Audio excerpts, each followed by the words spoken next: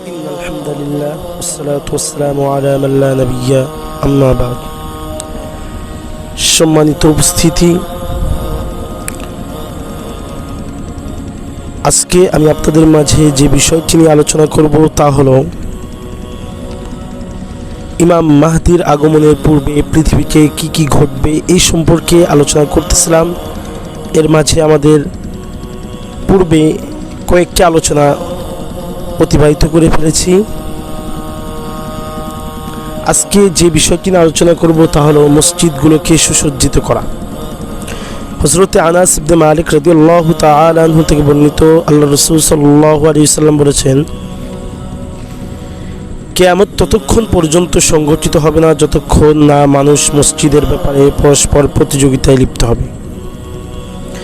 মানুষ মসজিদের ব্যাপারে প্রতিযোগিতায় লিপ্ত হবে, এর অর্থ হলো মসজিদে আসবার সময় মানুষের মাঝে প্রতিযোগিতার ভাব থাকবে, যে তারা এমনভাবে আসবে যার মধ্যে নিজের বৃত্ত ও প্রভাব দেখানোর মানসিকতা বিরাজ করবে।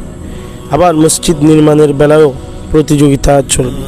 প্রত্যেক অঞ্চলের মানুষ অন্য অঞ্চলের তুলনায় বেশি সুন্দর ও মসজিদ নির্মাণের চেষ্টা করবে।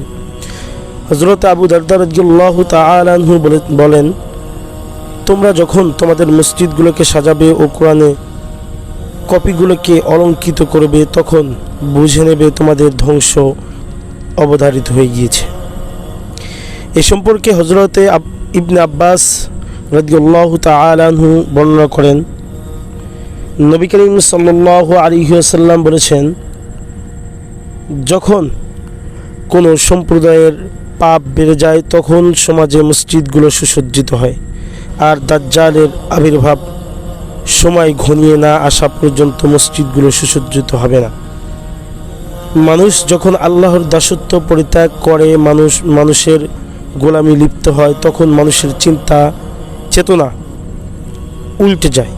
বর্তমান যুগে যদি কোনো এলাকার সুদৃশ্য মসজিদ নির্মাণ না হয়, তাহলে মনে করা হয় আল্লাহর সঙ্গে এদের কোনো সম্পর্ক নেই।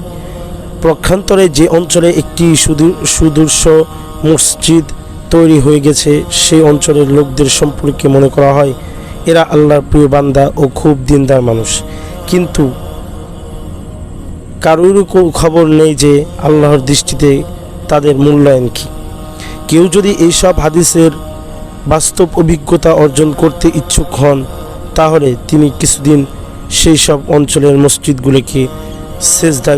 মসজিদগুলোতে সেজদা করে দেখুন। সেখানকার মসজিদগুলো কাঁচা ও সাধারণ। তারপর সেই মসজিদের স্বাদ ও মিষ্টতা অনুভব করুন। এ সম্পর্কে হযরতে আলী রাদিয়াল্লাহু তাআলা আনহু বর্ণনা করেন, তিনি বলেছেন, অদূর ভবিষ্যতে মানব জীবনে এমন একটি সময় আসবে যখন ইসলামের নাম আর কোরআনের শব্দ বাক্য ছাড়া আর কিছু অবশিষ্ট থাকবে না। তারা তাদের মসজিদগুলোকে প্রাসাদ বানাবে বটে, কিন্তু সেগুলো আল্লাহর স্মরণ থেকে শূন্য।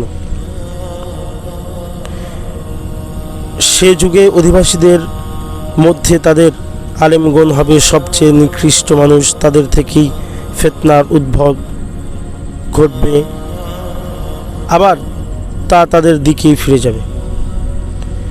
বর্তমান পৃথিবীতে মুসলমানগণের সংখ্যা 150 কোটির বেশি, কিন্তু ইসলামের অবস্থা কি? পৃথিবীতে একটি রাষ্ট্রীয় ইসলামী শাসন ব্যবস্থা চালু নেই। মুখে সবাই কালেমা পাঠ করে যে, হে আল্লাহ, আমি তোমাকে ছাড়া আর কাউকে শাসন মানি না, কিন্তু বাস্তব অবস্থা এই যে আমরা আল্লাহকে বাদ দিয়ে হাজারো শাসক তৈরি করে রেখেছি। সেজদায় লুটিয়ে পড়া আল্লাহর বরত্ব ঘোষণাকারীর সংখ্যা অনেক, কিন্তু বাস্তবতা হলো তারা আল্লাহর এই বরত্বকে মানুষের তৈরি গণতান্ত্রিক শাসন ব্যবস্থার হাতে বিক্রি করে দিয়েছে।